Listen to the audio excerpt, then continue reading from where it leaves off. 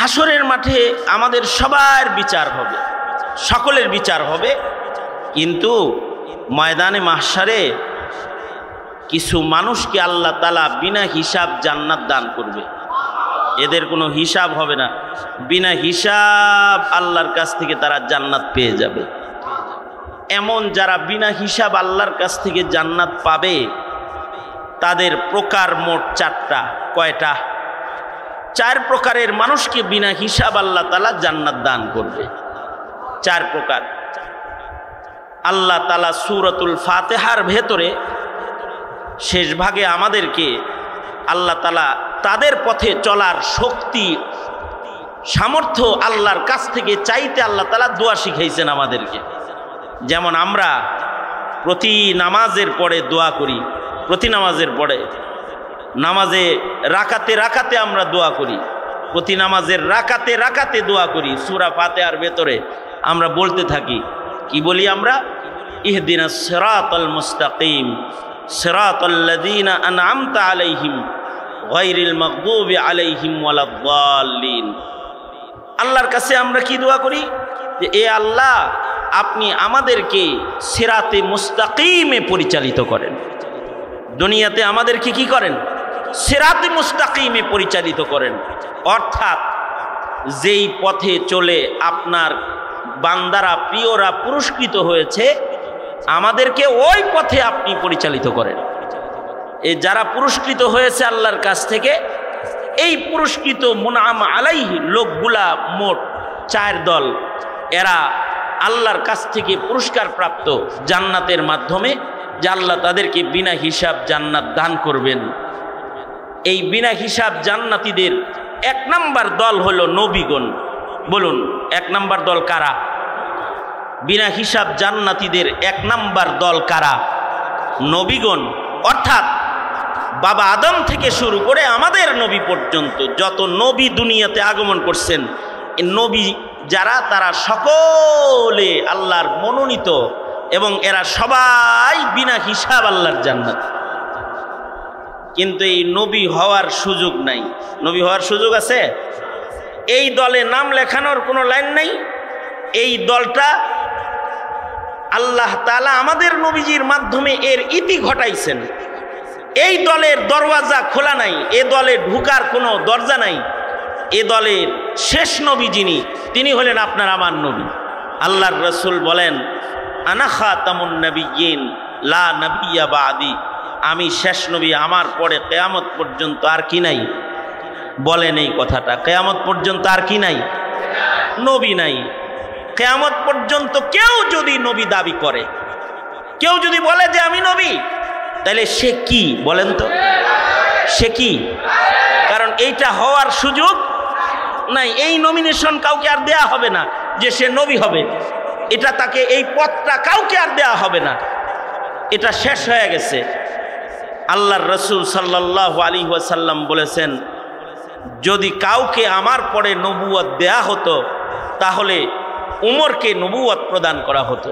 অর্থাৎ ওমর বিন খাত্তাব রাদিয়াল্লাহু আনহু, মুসলিম ইতিহাসের 2য় খলিফা, ওনাকে ওনার মর্যাদা বলতে গিয়ে আল্লাহর রাসূল বলেন যে কাউকে নবী বানালে আল্লাহ তাআলা উমরকে নবী বানাতেন। কেউ নবী হবে না তাই উমরও নবী না, আবু বকরও নবী না, উমরও নবী না, কিয়ামত পর্যন্ত কেউ নবী না। যদি কেউ নবী দাবি করে, যেমন কাদিয়ানি নবী দাবি করেছে, কাদিয়ানি কি নবী না কাফের? এইরকম এই আমাদের নবগঞ্জের বরকতুল্লাহ নবী দাবি করেছে। বলুন তো সে কি নবী না কাফের? মুসাইলামাতুল কাজ্জাব নবী দাবি করেছে, নবী না কাফের? কিয়ামত পর্যন্ত যেই এটার দাবিদার হবে সে কি?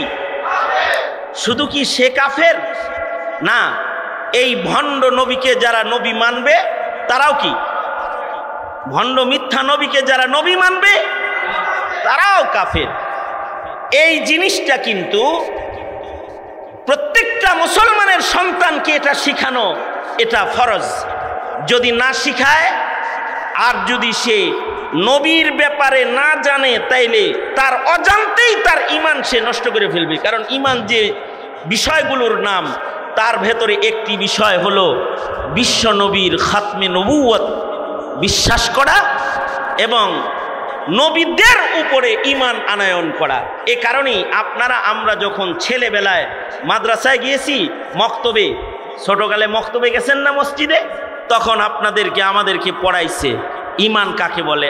আমানতু বিল্লাহি ওয়া মালাইকাতিহি ওয়া কুতুবিহি ওয়া রুসুলিহি ওয়াল ইয়াউমিল আখিরি ওয়াল কদরি খাইরিহি ওয়া শাররিহি মিনাল্লাহি তাআলা ওয়াল বাসি বাদাল মাউত।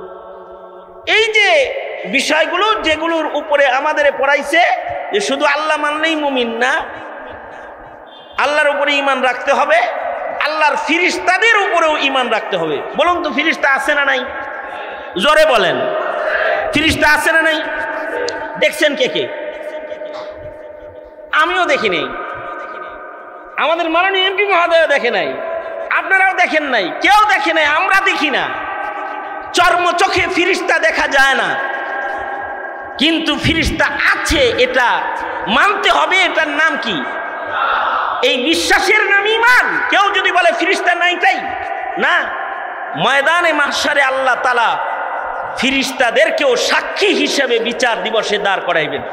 যেমন হাদিসে আছে, আমরা যে এখানে বসে আছি, আমাদের চতুর্দিক দিয়া রহমতের ফিরিস্তারা কাতার কাতার হয়ে দাঁড়িয়ে প্রথম আকাশ, দ্বিতীয় আকাশ, আরশ পর্যন্ত চলে গেছে। আর আল্লাহ তাদের সাক্ষী রেখে বলতেছে, আমার যে বান্দাগুলা ওখানে বসে দোজখ থেকে মুক্তি চায়, জান্নাত চায়, এবং তারা আমাকে ভয় পায়, আমার জিকির করে, তোরা সবাই সাক্ষী থাক, এই বান্দাগুলোর পেছনের সব গুনাহ আমি মাফ করে দিলাম। হাদিস শরীফে আছে। ফিরিস্তারা এই সাক্ষীও দিবে হাসরের মাঠে। আল্লাহ, আপনি না শাহালি মাজার মসজিদে যে বয়ান হইতেছিল, ওখানে এগরে মাফ করছিলেন, আমরা সাক্ষী। ফিরিস্তারা সাক্ষী দিবে। ফিরিস্তা কিন্তু চোখে দেখি না, কিন্তু ফিরিস্তার উপরে বিশ্বাস রাখতে হবে। সন্তান ফিরিস্তা চিনে কি চিনে না, এটাও খেয়াল রাখতে হবে। ফিরিস্তা আছে, কি পরিমাণ ফিরিস্তা আছে? এত পরিমাণ ফিরিস্তা আল্লাহ বানাইছেন যে আমরা কল্পনাও করতে পারবো না যে কত ফিরিস্তা আছে। বৃষ্টির ফোঁটা যেমন গোনা সম্ভব নয়, ওরকম ফিরিস্তা কত আছে, পানির কণা গোনা সম্ভব নয়। ফিরিস্তা কত বানাইছেন আল্লাহ, গোনা সম্ভব নয়। তবে আল্লাহর রসুল মেরাজ থেকে এসে বলেছেন যে মসজিদ আল মামুর যেটা আছে, 7 আকাশের উপরে মসজিদ, এখানে একদল ফিরিস্তা ঢুকে ইবাদত করার জন্য। আল্লাহর ফিরিস্তার সংখ্যা এত, যারা একদল ইবাদত করে ঢুকে বের হয়ে চলে যায়, সেকেন্ড টাইম তারা এই মসজিদে ঢুকার চান্স আর কোনোদিন পাবে না। এত ফিরিস্তা আল্লাহ বানাইছে। এই প্রতিনিয়ত ঢুকতেছে বাইরেতেছে, ঢুকতেছে বাইরেতেছে। আমরা এখানে প্রতি ওক্তে ওক্তে পয়লা কাতারে যায় নামাজ পড়ি, ঠিক না? কিন্তু ফিরিস্তারা মসজিদ মামুরে যে একবার ঢুকে সে আর বাইরে যেতে পারবে না, এত বানাইছেন আল্লাহ তাআলা। শুধুই মাত্র ফিরিস্তার উপরে ঈমান নয়, আল্লাহ পাকের কিতাবের উপরে ঈমান। আসমান থেকে যে সকল কিতাব আল্লাহ তাআলা জমিনে দান করেছেন, বড় বড় 4টি কিতাব সহ সাহিফাগুলো যা এসেছে, এগুলোর উপরে ঈমান। কোরআনে কারিমের উপরে ঈমান, কোরআন মজিদের প্রত্যেকটা কথার উপরে ঈমান। কেউ যদি কোরআন মজিদের একটা আয়াত অবিশ্বাস করে, তাহলে সে বেঈমান, মুনকিরে কোরআন। যারা কোরআন মানবে না, তাদের ঈমান নষ্ট হয়ে যাবে। কিতাবুল্লাহর উপরে ঈমান, পাশাপাশি রাসূলদের উপরে ঈমান। যত নবী এসেছেন সকল নবীর উপরে ঈমান। বিশেষভাবে মুহাম্মাদুর রাসূলুল্লাহ সাল্লাল্লাহু আলাইহি ওয়াসাল্লাম, আমাদের নবীর পরে কিয়ামত পর্যন্ত আর নবী নাই, এই বিশ্বাস, এটার নাম ঈমান। এখানে যদি কারোর কিঞ্চিত সন্দেহ থাকে, তাহলে ঈমানদারের লিস্ট থেকে তার নাম কাটা পড়া যায়। বিচার দিবসের উপরে ঈমান। আখিরাতে আমাদেরকে পুনরুত্থিত হতে হবে, আমাদের পুনরুত্থান হবে আল্লাহর আদালতে, এর উপরে ঈমান। আমাদের তকদীরের উপরে ঈমান। তকদীর, তকদীরের ভালো মন্দ এগুলো সব কার? এই সব ঈমানগুলোর নাম ঈমান, বিশ্বাসগুলোর নাম ঈমান। তো এখন নবী চিনে না কেউ, নবী না চিনলে তো সে কাদিয়ানিকেও নবী মনে করবে। নবী যদি কেউ না চিনে, নবীর ব্যাপারে কেউ যদি না জানে, তাইলে সে মুহাম্মদুর রাসূলুল্লাহ সাল্লাল্লাহু আলাইহি ওয়াসাল্লামের শান মতো মর্যাদা সে দিতে পারবে না। সঙ্গত কারণে প্রত্যেকটা মুসলমানের দায়িত্ব তার সন্তানকে নবী চিনানো, আল্লাহ চিনানো, ফিরিস্তা চিনানো, কোরআন চিনানো, নবী চিনানো, আখিরাতের দিবস চিনানো। এগুলো প্রতিটা মুসলমানের জিম্মাদারি। ইনশাআল্লাহ আদায় করব, বলুন, আওয়াজ করে বলেন, ইনশাআল্লাহ আদায় করব। হ্যাঁ, সন্তানদেরকে এগুলো চিনায় দেব, তাহলে ওরা ওদের ঈমানকে হারায় ফেলবে না। ওদের বিচার দিবসের বিশ্বাস থাকবে, ওদের আখিরাতের বিশ্বাস থাকবে, তো ওদের আখিরাতের ভয় কাজ করবে, পাপাচার ওরা করবে না। তো মুদ্রা কথা হলো, বিনা হিসাব যারা আল্লাহর জান্নাতে প্রবেশ করবে তাদের 1 নাম্বার গ্রুপ হলো নবীগণ। তো নবী হওয়া সম্ভব না, তবে আরো 3টা দল আছে যারা বিনা হিসাব জান্নাতে যাবে। তাদের ভেতরে একটা দল, তারা হলো সিদ্দিক, যারা আল্লাহ পাকের পছন্দের দ্বিতীয় সারির শ্রেষ্ঠ বান্দা সিদ্দিকিন। সিদ্দিকরাও বিনা হিসাব আল্লাহর জান্নাতে প্রবেশ করবে। ময়দানে মাহশারে আল্লাহ তাআলা সিদ্দিক বান্দাদেরকেও হিসাব ছাড়া আল্লাহর জান্নাত দান করবেন। নাম সিদ্দিক রাখলে সে সিদ্দিক না। একজনের নাম রাখছে সিদ্দিক, কি সিদ্দিকুর রহমান, আবু বকর সিদ্দিক নাম রাখছে, নাম সিদ্দিক রাখলে সিদ্দিক না। সিদ্দিক যদি কেউ হতে চায়, সিদ্দিক হতে চাইলে তার কিছু কোয়ালিটি লাগবে। কোয়ালিটি, যে মানুষগুলার ভেতরে কিছু কোয়ালিটি বিদ্যমান থাকবে ঈমানের পাশাপাশি, তারা হবে সিদ্দিক। কোয়ালিটিগুলোর ভেতরে একটা কোয়ালিটি হলো, সিদ্দিক হলো তারা ওয়া সিদ্দিকুল্লাযী লা ইউখালিফু কাওলুহু আন ফি'লিহি। সিদ্দিক হলো তারা যাদের মুখের কথা আর কাজ কখনো দুই হবে না। মুখ দিয়ে যেটা বলবে কাজে সেটা করবে। রসালো রসালো কথা কয়, মুখের ভেতরে অনেক ভালো, কিন্তু তার কৃত্তি কার্যকলাপ, তার কর্মকাণ্ড ভালো না, তাইলে সে সিদ্দিক হইতে পারবে না। তার মুখের কথা এবং কাজ হবে এক ও অভিন্ন। যাদের কথা কাজ এক অভিন্ন, এই মানুষগুলা আল্লাহর কাছে প্রিয়। এমন প্রিয় যে এরকম গুণ থাকলে আল্লাহ তাআলা তাকে সিদ্দিক হিসেবে কাউন্ট করেন, যে এই লোকটা সিদ্দিক। আল্লাহু আকবার বলেন। মুখের কথা এবং কাজ, এই দুইটার ভেতরে কি নাই? কোনো গরমিল নাই। সিদ্দিক হওয়ার জন্য আরেকটা গুণ হলো ওয়াস সিদ্দিকুল্লাযী লা ইউখালিফু যাহিরুহু আন বাতিনিহি। সিদ্দিক যদি কেউ হতে চায়, তাইলে পরিবেশ, পরিস্থিতি,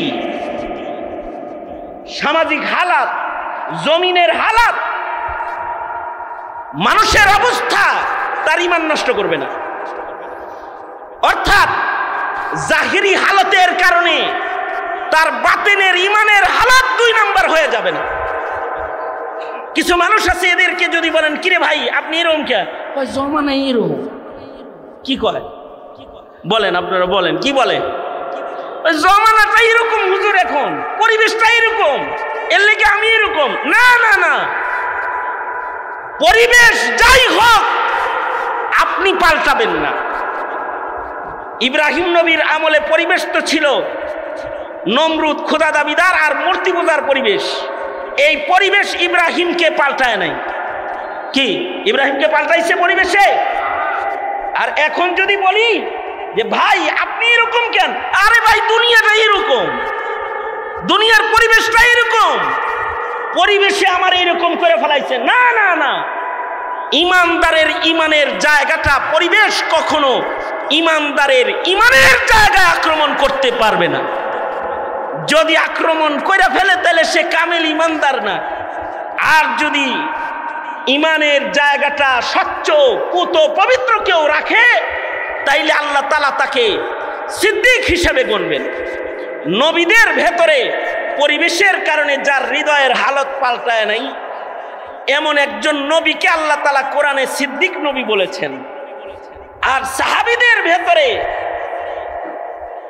পরিবেশের কারণে ইমান আনতে যে এক সেকেন্ড দেরি করে নাই, অথবা ইমানের জায়গায় অটল হয়ে দাঁড়াতে যে কার্পণ্যতা করে নাই, তাকে আল্লাহ তাআলা বড় সিদ্দিক বলেছেন, সিদ্দিক আকবর বলেছেন। নবীদের ভেতরে ইব্রাহিম আলাইহিস সালামকে আল্লাহ তাআলা সিদ্দিক নবী বলেছেন। যেমন কোরআনে কারিমে আল্লাহ তাআলা বলেন, উযকুর ফিল কিতাবি ইব্রাহিম, ওগো বন্ধু আপনি স্মরণ করুন ইব্রাহিম নবীর। আপনাকে স্মরণ করায় দিচ্ছি, আপনি দেখুন ইতিহাস, দেখুন ইব্রাহিমের ইতিহাস। আল্লাহ বলেন ইব্রাহিম এমন পয়গম্বর ছিলেন, কানা সিদ্দিকান নাবিয়্যা, অর্থাৎ ইব্রাহিম নবী ছিলেন সিদ্দিক নবী। ইব্রাহিম নবী এমন নবী যে লা ইউখালিফু যাহিরুহু আন বাতিনিহি, জমিনের শিরকের পরিবেশ, বহুত্ববাদের পরিবেশ ইব্রাহিমকে একাত্মবাদ থেকে সরাইতে পারে নাই। এই জায়গায় অনেকে বসবাস করে, এখানে আল্লাহর ওলির মাজার আছে, এর জাহিরি কিছু হালাত সত্যিকারের ইমানদার যারা তাদের ইমানের ভেতরে আক্রমণ করতে পারে না, তাদের ইমান বদলায় না, দেখেই তারা ইবাদত বন্দিগি ছেড়ে বৈরাগ্য জীবন ধারণ করে না। এই মসজিদের পয়লা কাতারে তারা নামাজ পড়ে, এই বাহিরের কোনো পরিবেশ তাদের ইমানের উপরে আক্রমণ করে না। নাই এরকম? কথা বলেন না কেন? নাই এরকম? আছে না? এই এরিয়াতে বসবাস করে, কিন্তু এই এরিয়ার কর্মকাণ্ড তার ইমানে, তার আমলের উপরে রেখাপাত করে না। তার যে এই হালাতটা সিদ্দিক মুমিনের হালাত।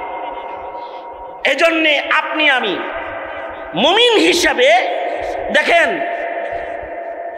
দিন যাইতেছে, পরিবেশ যেটা, এটা কি ভালো হইতেছে না খারাপ হইতেছে? আজ থেকে 40 বছর আগে আমাদের এমপি মহোদয় এটা মানে বলবেন, এটা উনিও স্বীকার করবেন, 40 বছর আগে টিভি কয়টা ছিল? আমাদের পুরা গ্রাম মিলে একটা টেলিভিশন তালাশ করে পাওয়া মুশকিল ছিল 40 বছর আগে। এক গ্রামে একটা টিভি, একটা গ্রামের ভেতরে একটা টেলিভিশন। আর আমরা আমাদের বাপের কাছ থেকে গল্প শুনেছি যে এক জেলার ভেতরে একটা রেডিও ছিল স্বাধীনতার পরে। কি স্বাধীনতার পরে রেডিও পাওয়া গেলে 10 স্টার নাকি আছে রে, 10 স্টার দেখে আসি। হ্যাঁ, তো এটা নাকি বাক্সর থেকে কথা বের হয়। আরে বাক্সর থেকে কথা বের হয় এটা দেখার জন্য এক জেলার মানুষ ভিড় করেছে। তার মানে 10 স্টারের সংখ্যা কি কম ছিল না বেশি ছিল? আরে কি এর বেশি ছিল? আরে কম ছিল। সারা জেলায় আছে 2টা, আর টোটাল গ্রামে দেখা যায় তো কি, আমরা ছোটবেলায় দেখছি যে যেই দিন ওই যে বিভিন্ন খেলা টেলা থাকতো, ওই দিন যার বাড়ি টিভি আছে ওর তো কিয়ামত। মোটামুটি ওর বেড়া টেরা যা আছে ভাঙ্গা চুইরা, ওর ক্ষেত খামারি নষ্ট করে ওর বাড়ি ভিড় খেলা দেখার জন্য। কারণ গোটা গ্রামের ভেতরে কি নাই? টিভি নাই। ওই আমরাও মানে ওই ম্যারাডোনা তখন নাকি বিশ্বকাপ খেলতো ছোটবেলায়, তখন দেখছি যে ছোট ছোট মানুষ খেলা দেখার জন্য এক বাড়িতে হাজার হাজার মানুষের ভিড়, কারণ গোটা গ্রামের ভেতরে একটা টিভি আছে। আর এখন পরিবেশ জাহের এত খারাপ হয়েছে যে এখন টেলিভিশনের দরকার নাই, সবার পকেটের ভেতরে হাজার খানেক টিভি চ্যানেল আছে। ঠিক আস্তে করে বললেন কেন? যেমন এই যে স্ক্রিন টাচ মোবাইল যেটা আছে, এটা তো একটা টেলিভিশন, এটার ভিতরে সব টিভি চ্যানেল আছে, এটার ভিতরে সব ফেসবুক চ্যানেল আছে, এটার ভিতরে যত ইবলিসি সিস্টেম সব জমা করা আছে, ঠিক না? এবং এইটা কি এখন গ্রামে একটা মোবাইল, এক গ্রামে এক মোবাইল, নাকি রিক্সাওয়ালার কাছেও টাচফোন, রিক্সাওয়ালার পকেটে একাধিক টাচফোন? এখন খুঁজে পাবেন। তাহলে পরিবেশটা এমন হয়েছে যে মানুষ নাটক দেখা, সিনেমা দেখা, নগ্ন ছবি দেখা, মানুষ অন্যায়ভাবে সময় কাটানোর পরিবেশ এখন ব্যাপক এক ব্যাধিতে পরিণত হয়েছে। এই রকম পরিবেশও কিছু কিছু মানুষ আছে, তাদেরকে এই পরিবেশে তাদেরকে আক্রমণ করে না। তারা মোবাইল খুইলা বসে থাকে না, তারা সিনেমা নাটকের ভেতরে সময় কাটায় না, তারা পাপের আওয়াজ কানে লয় না, তাদের সময়টা এমন কাটায় যে জাহিরি পরিবেশটা তাদের ইমানের উপরে আক্রমণ করে না, তাদের নামাজ কাজা হয় না, সকালবেলায় কোরআন তেলাওয়াত তাদের ছোটে না। আদাতের তারিখ হলো মুহররমের 1 তারিখ। এখন ওই 1 তারিখকে যদি উমরের শোক দিবস বানাই, 10 তারিখকে যদি হযরত হুসাইনের শোক দিবস বানাই, এরকম 12 তারিখকে যদি আরেকজন আকাবিরের শোক দিবস বানাই, এইভাবে যদি ডেইলি শোক পালন করি, তাহলে ইবাদত করবো কোন সময়? এই শোক না, শুধু আমি বলবো, মনে করেন মিরপুর 1 নম্বর এরিয়ার মানুষদের শোকই যদি খালি পালন করি, মনে করেন এই মিরপুরে লক্ষ লক্ষ মানুষ আছে, সবার বাড়িতে মরা মানুষ আছে, কারোর মা মরছে, কারোর বাপ মরছে, কারোর শ্বশুর মরছে, কারোর শাশুড়ি মরছে, কারোর বড় ভাই মরছে, কারোর ছেলে মরছে, আছে না নাই? এখন স্বাভাবিক একটা উদাহরণ আমি আপনাদের কাছে পেশ করি, সেটা হলো যে মনে করেন আপনার বাপ মারা গেছে জানুয়ারি মাসে, আর মা মারা গেছে ফেব্রুয়ারি মাসে, আর আপনার বউয়ের বাপ মারা গেছে মার্চ মাসে, বউয়ের মা মারা গেছে এপ্রিল মাসে, আর আপনার নিজের একটা ছেলে মারা গেছে জুন মাসে, আর আপনার ছোট ভাই মারা গেছে জুলাই মাসে। যদি এরকম ফিলিস্তি থাকে আপনার ঘরে, তাইলে জানুয়ারি মাসের চাঁদ ওঠার সাথে সাথে আপনি আপনার বাপের শোক শুরু করবেন, ফেব্রুয়ারিতে যায় আপনার মায়ের শোক শুরু করবেন। একদিন ছিলেন আপনি শোকার্ত, আর মার্চ এপ্রিলে যায় আপনার বউ শোকার্ত। এখন রানতে যায় না, কারণ মার্চ মাসে হের বাপ মারা গেছে, আর এপ্রিল মাসে হের মা মারা গেছে। এই মাস দুইটা তার শোকের মাস। হে কয় আমি কোনো হাসি টাসিতে নাই, আমি কোনো রান্না বাড়ায় নাই, আমি এখন শোকে আছি। আর আপনারই সন্তান মারা গেছে মনে করেন পরের মাসে, পরের মাসেও আলাদা আর একটা শোক মাস, ওই মাসেও যদি শোক পালন হয়, মিয়া আপনার ঘরে শোক পালন করতে করতে তো আপনি পাতায় লেওয়া যাইবেন।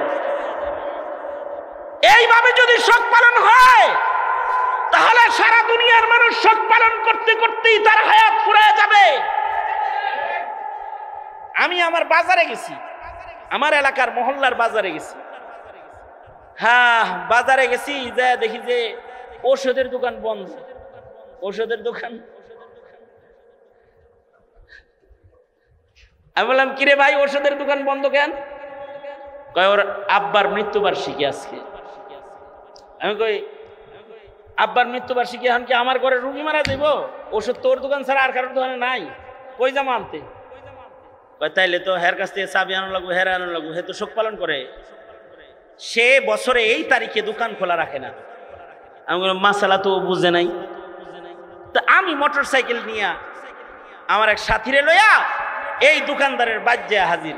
আমি বললাম কি ব্যাপার আবু বকর ভাই, আপনি এখানে আজকে দোকানে নাই? জানেন না এই তারিখে আমার বাপ মরে গেছে, এই জন্য আমি দোকান বাসা দিতে নাই। কি লেগে আপনি নাই? আমি শোকার্ত, এই বছরটা আমার বাবার মৃত্যু তারিখ স্মরণের বছর, আমি এই দিনে কোনো বেচা কেনা করি না। আমি কই আবু বকর ভাই কামটা তো আপনি উল্টা বুঝছেন, আপনি তো উল্টা বুঝছেন। এই দিনে তো আপনার দোকানদারি করা দরকার আরো কয়েক ঘন্টা বেশি। কেন? আপনার দোকানটা হলো ওষুধের দোকান, ওষুধ না পাইলে রোগী মরব, আপনি এই দিনে খেদমত সেবাটা তো 6 ঘন্টা বেশি করা দরকার। মানে সারাদিন খোলা রাখবেন তো রাখবেনই, পিতার মৃত্যুবার্ষিকী উপলক্ষে আপনি আরো 6 ঘন্টা বেশি খোলা রাখবেন, আর এই নিয়ত করেই খোলা রাখবেন আজকের দিনটা ডিউটি একটু বেশি করি, যদি কোনো মুসিবতওয়ালা মানুষের উপকার হয় এর সবটা যেন আজকের দিনে আমার বাপের খবরে চলে যায়।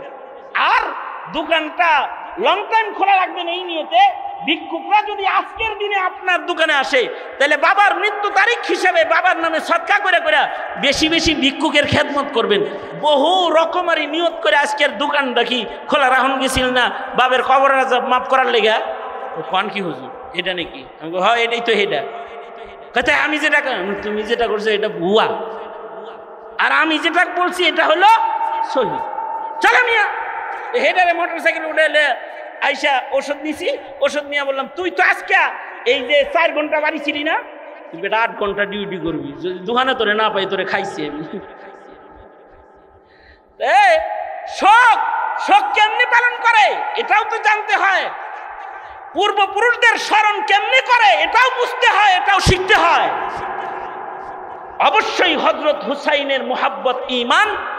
আল্লাহর রাসূল বলেছেন, ওগো আল্লাহ আমি হাসান হুসাইনকে ভালোবাসি, আপনি হাসান হুসাইনকে ভালোবাসেন। ওগো আল্লাহ হাসান আর হুসাইনকে যারা ভালোবাসবে তাদেরকেও আপনি ভালোবাসেন, রাসূল বলেছেন। আল্লাহর নবী হযরত হুসাইনকে বড় ভালোবাসতেন, এত ভালোবাসতেন যে আল্লাহর নবী একদিন আল্লাহর নবী জুমার নামাজে মসজিদে খুতবা দিতেছেন। আল্লাহর নবী জুমার নামাজে নবীজির খুতবা চলতেছে, এই সময় আল্লাহর রাসূল দরজা দিয়ে তাকায় দেখেন কাঁচা পায়ে হাসান হুসাইন হেঁটে হেঁটে মসজিদে আসতেছে। কাঁচা পা মানে হলো কেবল আটা শিখছে। আর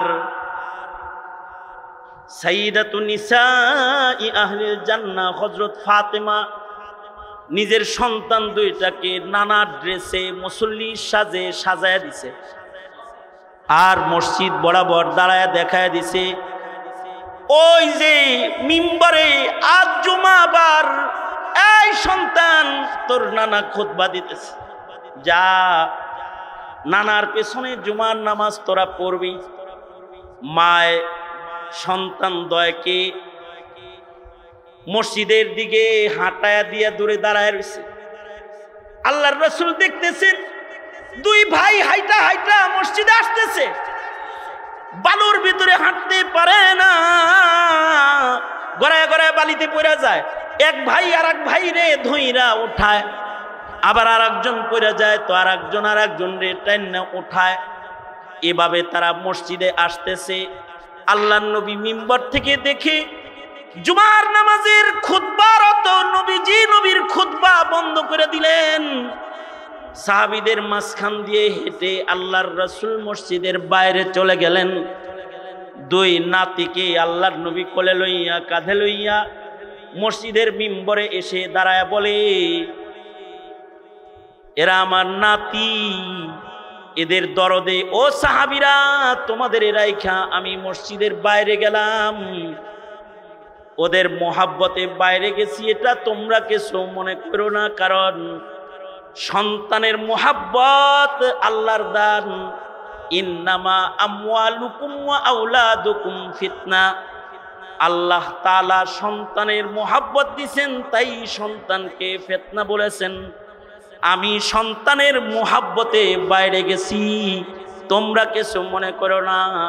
তবে রাসূল বলতেন এরা এমন 2 যুবক, এরা সাইয়্যিদা শাবাবি আহলিল জান্নাহ, এরা আল্লাহর জান্নাতের যুবকদের সরদার। সুতরাং তাদের প্রেম তো প্রকাশ করতেই হবে, তাদেরকে ভালো তো বাসতেই হবে, কিন্তু ভালোবাসার নাম দিয়ে শোকের কোনো অবৈধ পন্থা উদযাপনের মাধ্যমে মুহাররামুল হারামের আশুরার দিবসের বরকত নষ্ট করার কোনো সুযোগ নাই। এ কারণে সবকিছুই শিখতে হয়। পরিবেশ যেন প্রভাবান্বিত না করে ঈমানের উপরে, আমলের উপরে, তাইলে সিদ্দিক হয়ে যাবে। আর আল্লাহর জন্য সব ছাড়ার জন্য প্রস্তুত হয়ে যেতে হবে। আমরা আল্লাহর জন্য সব ছাড়তে নিজেরাও প্রস্তুত হই না, সারাসারি কাউরে শিখায়ও না। আমরা বরঞ্চ দুনিয়ার জন্য ইবাদত ছাড়তে রাজি। রিকশাওয়ালারে যদি বলা হয় যে ভাই নামাজ পড়বেন না, আজকে এখনো পর্যন্ত জমাই উঠে নাই হুজুর, এখনো জমাই উঠে নাই, আর আপনি মসজিদে রাখতেছেন, জমাই উঠাইতে পারিনি। অর্থাৎ জমা উঠানোর জন্য, টাকা কামাইয়ের জন্য নামাজ ছাইরা দিতে রাজি।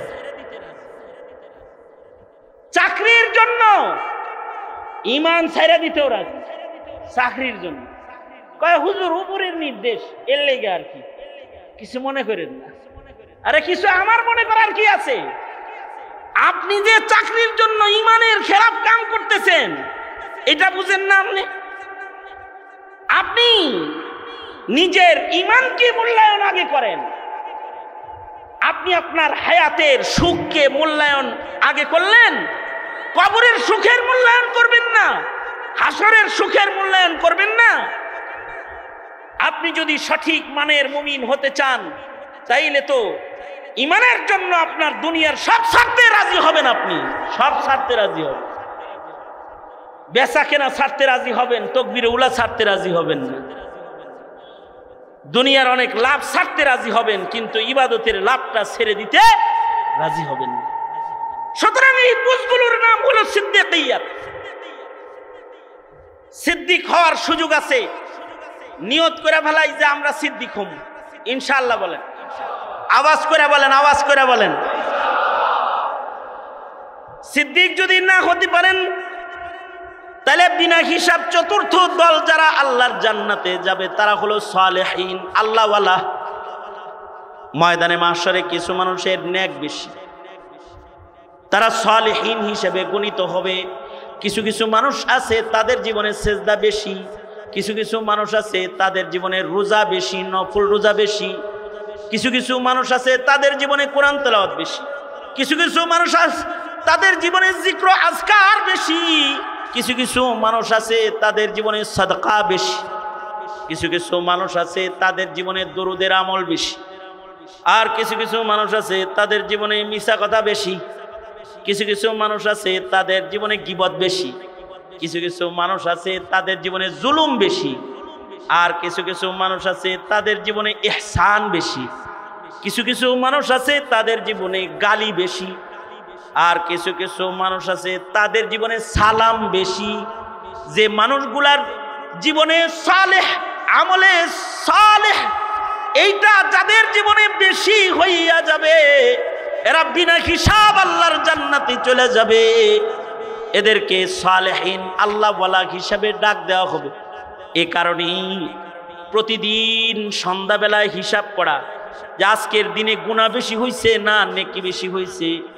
প্রতিদিন ভোরবেলায় হিসাব করা আজকে রাত্রে শুধু ঘুম হয়েছে নাকি 2 রাকাত নামাজও হয়েছে।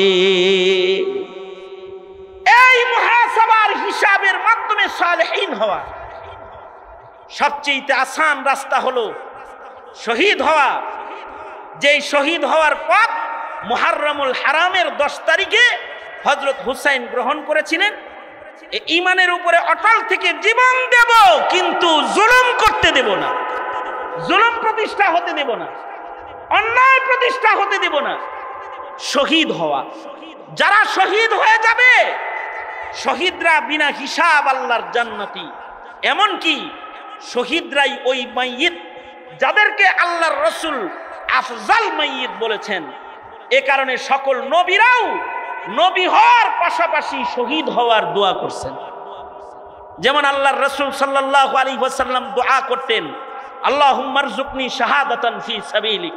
ও আল্লাহ, তুমি আমাকে তোমার রাহে আমাকে জীবন দেওয়ার তৌফিক দান। আমাদের এই জীবনটা কার? আরো আস্তে করে বলেন, এই জীবনটা কার? এই জীবনটা যার, তারে দিলে তো লাভ। এই জীবনটা কেউ প্রেমিকারে দিয়ে দিল, কেউ প্রেমিকরে দিয়ে দিল, কেউ ছেলে মেয়েরে দিয়ে দিল, কেউ ব্যবসাকে দিয়ে দিল, কেউ ক্ষমতার চেয়ারকে দিয়ে দিল, আর কেউ আছে জীবনটা আল্লাহকে দিয়ে দিল। কাকে দিয়ে দিল? যে আল্লাহকে দিয়ে দিল সে শহীদ হয়ে গেল। শহীদ হতে পারলে বিনা হিসাব আল্লাহর জান্নাত। সুতরাং প্রতিটা মুমিনি মুহররম আইলে স্মরণ করবে হুসাইনের মতো আমি শহীদ হব আল্লাহ, কিন্তু অন্যায়কে মেনে নেব ইনশাআল্লাহ। বলেন,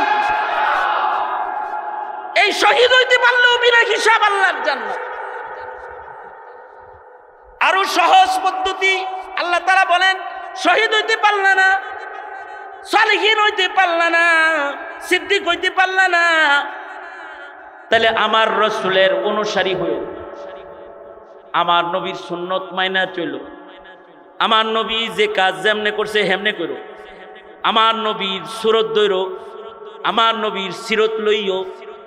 আমার নবীর মুআমালাত মুআশারাত আখলাককে নকলকারী হইয়া যাও।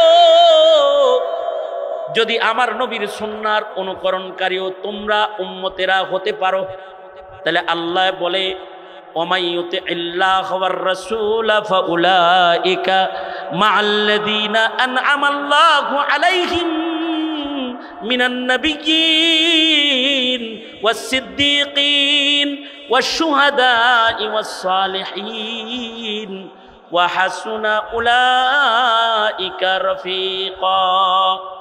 যারা নবীর সুন্নত মাননেওয়ালা হবে, যারা নবীর অনুসারী মুসলমান হবে, প্রাচ্যের পাশ্চাত্যের কাফের বেদিনের অনুসারী নয়, নবীর অনুসারী মুসলমান যারা হবে তাদের আল্লাহ তাআলা ওয়াদা করতেছেন নবীদের সাথে, সিদ্দিকদের সাথে, শহীদদের সাথে, ওলিদের সাথে আল্লাহ তাআলা জান্নাত দান করবেন। সুবহানাল্লাহ। সুতরাং আমরা ওয়াদা করি যে সামনের জীবনে নবীর সুন্নত মানার ওয়াদা, নবীর সুন্নত অনুসরণ করব ইনশাআল্লাহ। বলেন ইনশাআল্লাহ। আল্লাহ তুমি আমাদের তৌফিক দান করো। মুহররমুল হারামের কোন নষ্ট পরিবেশ যেন আমাদের ভ্রষ্ট করে না দেয়, আমাদের যেন সিদ্দিকদের শান দেয়, শহীদ হওয়ার তৌফিক দেয়, নবীর অনুসারী হওয়ার তৌফিক আমাদের আল্লাহ তাআলা দান করেন। আল্লাহ আমাদের এই মজমাকে কবুল করেন।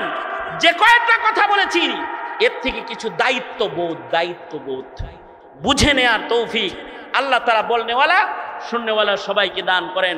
সবাই ইস্তিগফার করি, আস্তাগফিরুল্লাহ রাব্বি মিন কুল্লি যামবি ওয়া আতুবু ইলাইহি লা হাওলা ওয়ালা কুওয়াতা ইল্লা বিল্লাহিল আলিয়্যিল আযীম।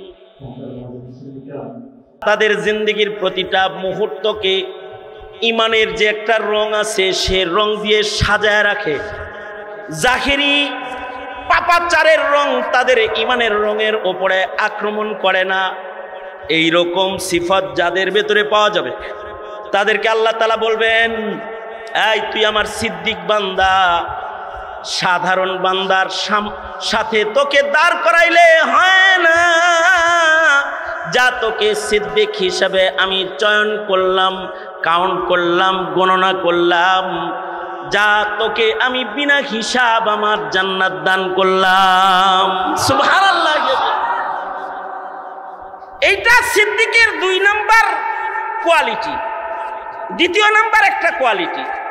3 নাম্বার যে কোয়ালিটিটা সিদ্দিক হইতে হইলে লাগবে সেটা হলো ওয়া সিদ্দিকুল্লাযী ইয়াবযুলুল কাউনাইনি ফি রিজা মাহবুবিহি। সিদ্দিক হলো সে যে আল্লাহ খুশি করার জন্য সব ত্যাগ করতে রাজি থাকবে। কারে খুশি করার জন্য? কারে খুশি করার জন্য? বলেন আওয়াজ করে।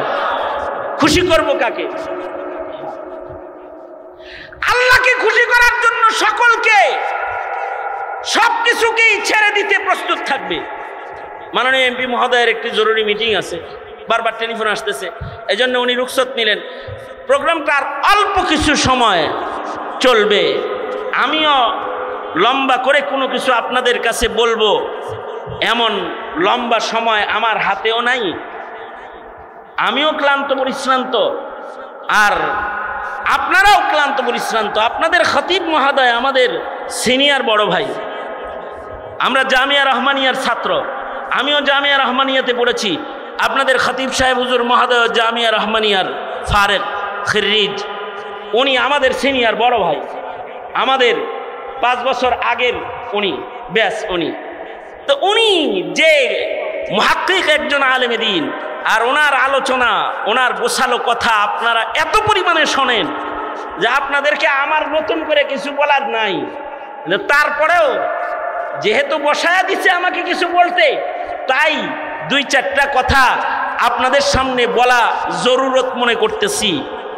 যে কারণে জবান খুলেছি যে কিছু কথা আপনাদের কানে পৌঁছায়া দিই, যেন আপনারা আমরা নিজেরা সিদ্দিক না হইতে পারি, বেঈমান যেন আবার না হয়ে যায়। আমাদের সন্তানগুলা ওরা যেন ঈমান বঞ্চিত না হয়ে যায়, এগুলো খেয়াল করা উচিত না আমাদের। আমাদের সন্তানগুলা যেন তাদের ঈমান আক্রান্ত করে কবরে চলে না যায়।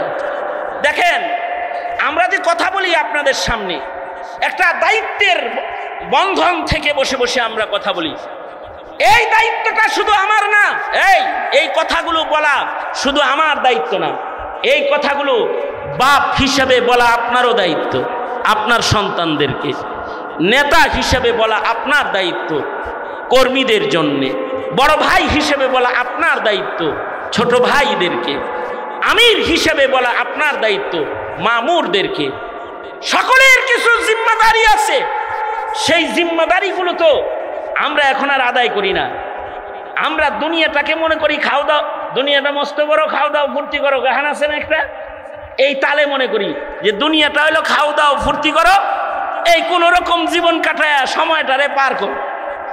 অনেকে এরকম মনে করে, অনেকে মনে করে পিতৃজীবন, বড় ভাইয়ের জীবন, এগুলোর ভিন্ন ব্যাখ্যা করে। অনেকে মনে করে যে বাপ হিসেবে সন্তানের যে দায়িত্ববোধগুলো আছে এগুলো অনেকে আদায় করে না। সেটা হলো মনে করে, বাপেরা মনে করে সন্তান জন্ম হইল, সন্তানকে একটা বাড়ি করে দিয়ে গেলাম, একটা ব্যবসা করে দিয়ে গেলাম, মেয়েকে একটা ফ্ল্যাট দিয়ে গেলাম, বাস সে ভালোভাবে থাকবে, আমার মৃত্যুর পরে তার খাবারের অভাব হবে না, তার বাসস্থানের অভাব হবে না, আমি সফল পিতা। অনেকের ধারণা হলো এরকম। কিন্তু মনে রাখবেন একটা কথা, সেটা হলো এই, সন্তানরে ভালো খাওয়াইলে, ভালো পড়াইলে, আর ভালো জায়গায় রেখে গেলেই, মরার সময় সন্তানকে ব্যাংক ব্যালেন্স দিয়ে গেলেই, আর থাকার বাসস্থান দিয়ে গেলেই পিতার দায়িত্ব ফুরায়া যায় না। পিতার একটা আসল দায়িত্ব আছে, সেটা হলো এই, সন্তানকে আল্লাহ চিনাইতে হয়, রসুল চিনাইতে হয়, ধর্ম চিনাইতে হয়, দোজক চিনাইতে হয়, জান্নাত চিনাইতে হয়, জাহান্নাম চিনাইতে হয়, ঈমান চিনাইতে হয়, কুফর চিনাইতে হয়। যে বাবা সন্তানকে এগুলো চিনায়া দেয় না, ওইটা বাবা নামের কলঙ্ক, বাবা নামের কলঙ্ক। ওইটা যে সন্তানকে একটু আসল বস্তুর শিক্ষাটাই দেয় নাই। কোনটা ঈমান, কি করলে পরে তার ঈমান নষ্ট হয়ে যাবে, কি করলে পরে তার ইসলাম নষ্ট হয়ে যাবে, কি করলে পরে তার জান্নাত বন্ধ হয়ে যাবে, এই চিন্তা, এই অবস্থাটা তার আসে নাই। সুতরাং এগুলো এমন বিষয়, আমাদের শিক্ষা সিলেবাসের মাধ্যমে আমাদের সন্তানরা এখন দ্বীন সম্পর্কে যথেষ্ট জ্ঞান অর্জন করার মতো আয়োজন তাদের কাছে নাই।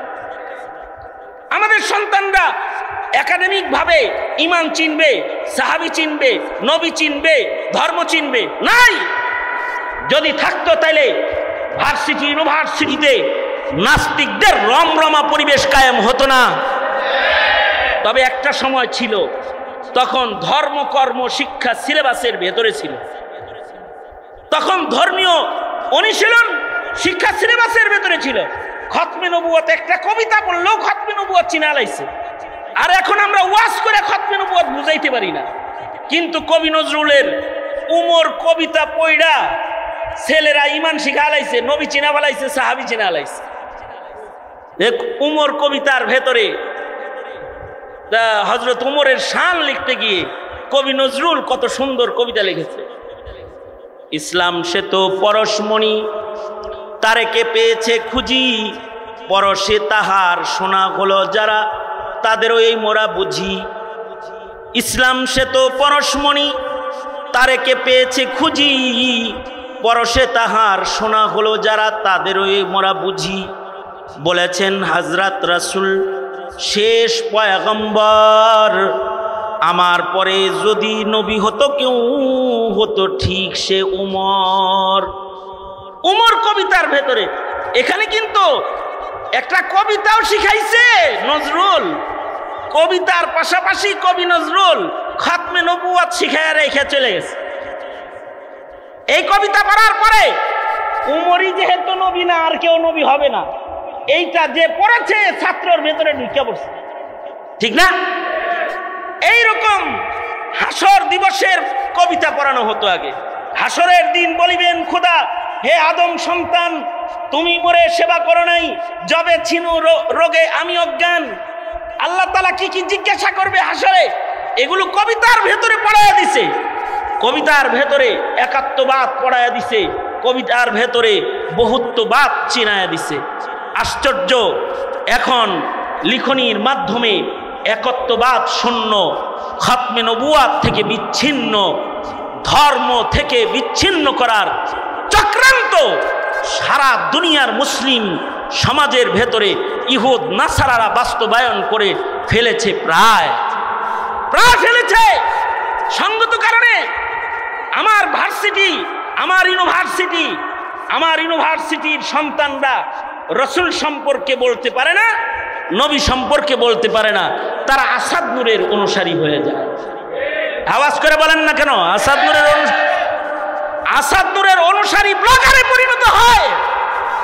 সে রসুলকে গালি দেয়, সাহাবীকে গালি দেয়, সে আল্লাহকে গালি দেয়, সে কাবাকে অসম্মান করে কথা কয়।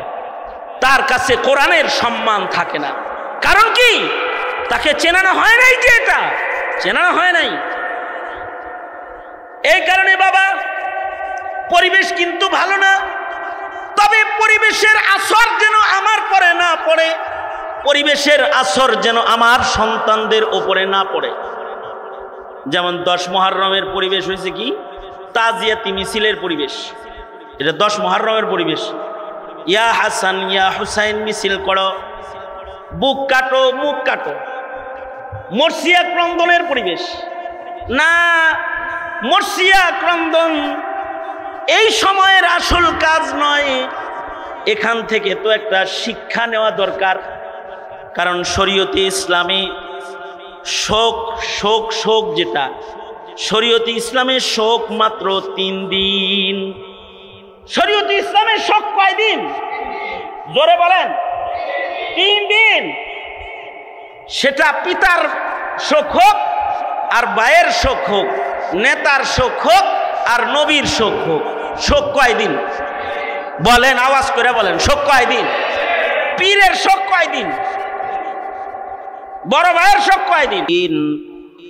والصديقين والشهداء والصالحين وحسن أولئك رفيقا.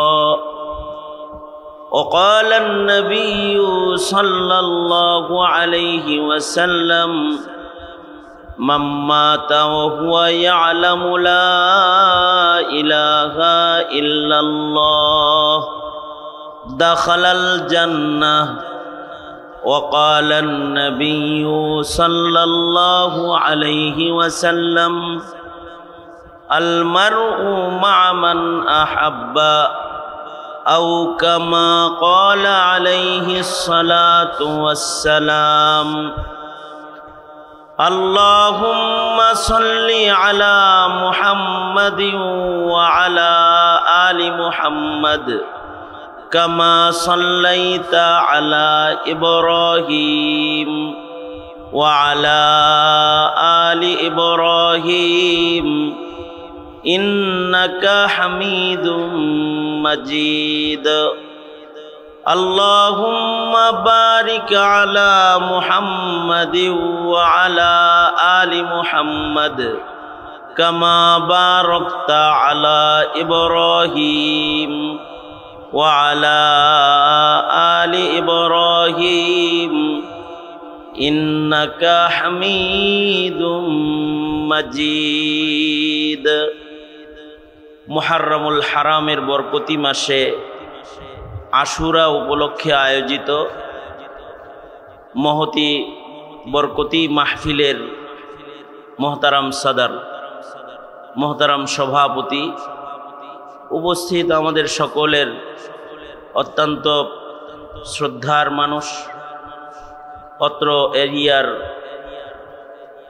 গণমানুষের নেতা, বিশিষ্ট সমাজসেবক এমপি মহোদয় এবং দিগার বুজুর্গ হাজরাত উলামায়ে কেরাম, সম্মুখপানে সমবেত দিন প্রিয়, ইসলাম প্রিয়, দিনদার ইমানদার মুমিন মুসলমান ভাইয়েরা, আল্লাহর দরবারে শকর।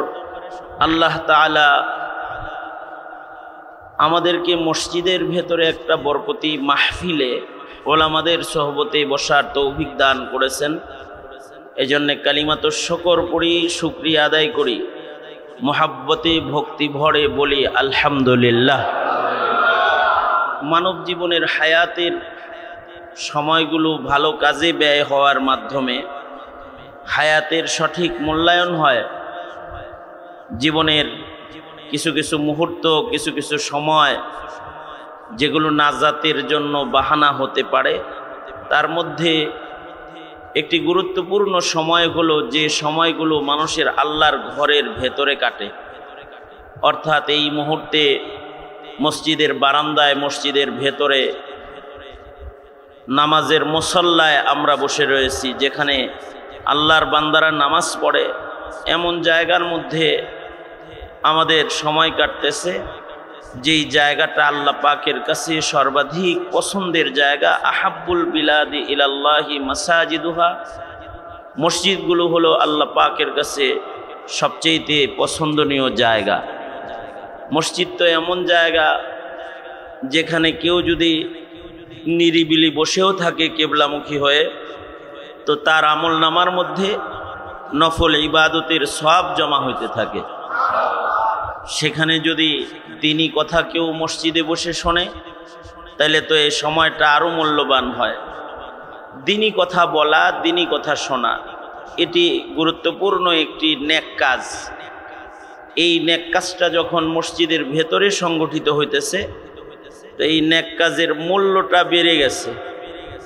এইটা যদি বাইরে হতো, এটার মূল্যায়ন একরকম, মসজিদের ভেতরে হওয়ার কারণে এর মূল্যায়ন আর এক রকম। ফুটপাতের একটি গেঞ্জির দাম একরকম, একই গেঞ্জি মার্কেটের দোকানে ঢুকলে এটার দাম আর এক রকম। একই নামাজ ঘরে পড়লে দাম একরকম, কিন্তু মসজিদে এসে পড়লে দাম আর এক রকম। মসজিদে নববীতে যায় পড়লে 50,000 গুণ বেশি দাম, আর যদি একই নামাজটা মসজিদুল হারামে যায় কেউ পড়ে, কাবা ঘর সামনে করে, তখন লক্ষ গুণ দাম হয়ে যায়। এইরকম একটা বৈঠক যদি রাস্তায় হতো অথবা মাঠে, খেলার মাঠে হতো, তো এটার মূল্যায়ন যা হইতো, এইখানে মসজিদের মুসল্লায় হওয়ার কারণে এটার মূল্যটা অন্যান্য মজলিসের চাইতে অনেক গুণ বেশি বেড়ে গেছে। জীবনের কিছু ভালো সময় মসজিদে, এটা হায়াতে গুরুত্বপূর্ণ সময়। মানুষের তো অনেক সময় কাটানোর জন্য মানুষ পার্কে যায় বসে, অনেক সময় কাটানোর জন্য মানুষ রাস্তার ধারে, নদীর পাড়ে গিয়ে বসে না? জিন্দিগির বহু সময়, অনেক সময় মানুষ পার্কে, মসজিদে কাটানোর মতো মেজাজ রাখে না, সে পার্কে যায় বসে আছে। তো ওনাকে বলেন নামাজ তো এই দিকে, কিবলা চিনায় দেন, ওনাকে মসজিদের ভেতরে নিয়ে যান। তো মোহতারাম হাজিরিন, আপনাদের যাদের বুঝে আসছে যে আমরা মসজিদের ভেতরে যে কিছু সময় কাটাই, এই বুঝটাও কিন্তু অনেক মূল্যবান একটা বুঝ। যদি আল্লাহ তাআলা এটাকে কবুল করে আর মসজিদের জায়গা যদি সাক্ষী দেয় আপনার আমার ব্যাপারে, বিচার যেদিন হবে সেদিন আমাদের কিছু সাক্ষী আল্লাহ তাআলা হাজির করবেন। বিচারের ময়দানে যে সাক্ষীগুলো ময়দানে মাহশারে হাজির হবে, তার ভেতরে রকমারি সাক্ষীর ভেতরে একটা সাক্ষী হলো জমিন। ইয়াউমা ইদিন তুহাদ্দিসু আখবারহা, জমিন বিচার দিবসে আপনার আমার পক্ষে বিপক্ষের সাক্ষী হবে। অর্থাৎ জমিনের যে জায়গায় দাঁড়িয়ে কেউ গুনাহ করেছে, জমিন তার গুনাহের সাক্ষী দিয়ে দিবে যে এই বান্দাটা জমিনের এই অংশে এই পাপাচারটা সম্পাদন করেছে। আর যদি কোনো বান্দা জমিনের কোনো অংশে আল্লাহর নাম নেয় বসে, সুবহানাল্লাহ, আলহামদুলিল্লাহ, লা ইলাহা ইল্লাল্লাহ, কোরআনে কারীমের তিলাওয়াত করছে, নেকির কাজ করছে, বসে বসে দুরূদ শরীফ পড়ছে, অথবা নামাজ আদায় করেছে, অথবা একটা ভালো কাজ করেছে কোনো জমিনের কোনো অংশে দাঁড়িয়ে, তখন এই জমিনের এই অংশটা তার নেকির কাজের সাক্ষী প্রদান করবে। সুবহানাল্লাহ।